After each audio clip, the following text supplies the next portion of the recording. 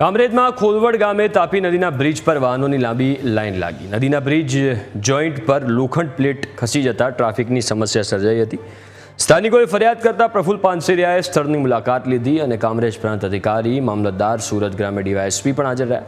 શિક્ષણ મંત્રી પ્રફુલ્લ પાનસેરિયાએ અધિકારીઓને તાત્કાલિક આની મરમ્મત કરાવવા માટે સૂચના આપી હતી। કામરેજ તાપી બ્રિજ પર નેશનલ હાઈવેનો આ તાપીના બ્રિજ પર બે સ્પાન વચ્ચેનો જે ગેપ મોટો થયો છે ત્યાં લોખંડની પ્લેટ ટેમ્પરરી સોલ્યુશન માટે નાખી પણ એ પણ ખસી જાય છે। તો આજે નેશનલ હાઈવેના તમામ અધિકારીઓને અમારા પોલીસ ડિપાર્ટમેન્ટના અધિકારી, કલેક્ટર વિભાગના પ્રાંત ઓફિસર વગેરે અમે આવીને સ્થળ વિઝિટ કર્યું છે ને કોઈ પણ એક્સિડન્ટલી કાંઈ પ્રોબ્લેમ ના આવે એથી જલ્દીમાં જલ્દી આને રિપેરિંગ કરે।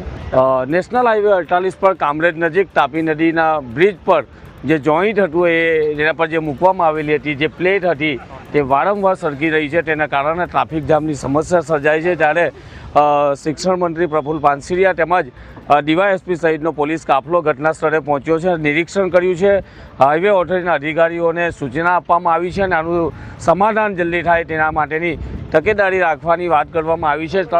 જે વિભાગ છે, જે હાઈવે ઓથોરિટીનો જે વિભાગ છે તેને સૂચના આપવામાં આવી છે અને ખાસ કરીને જે રીતે શિક્ષણ મંત્રી છે તે ઘટના સ્થળે પહોંચ્યા છે, કારણ કે છેલ્લા કેટલા સમયથી હાઈવે પર ટ્રાફિક જામના કારણે લોકો હેરાન પરેશાન હતા। સ્થાનિકો દ્વારા ફરિયાદ કરવામાં આવી હતી। પોલીસ અધિકારીઓ, મામલતદાર અને પ્રાંત અધિકારીઓ હાજર રહ્યા હતા અને હાઈવે ઓથોરિટીને સાથે રાખી સ્થળ નિરીક્ષણ કરી અને સૂચના આપવામાં આવ્યું છે। Kiransinh Gohil, news capital, Surat.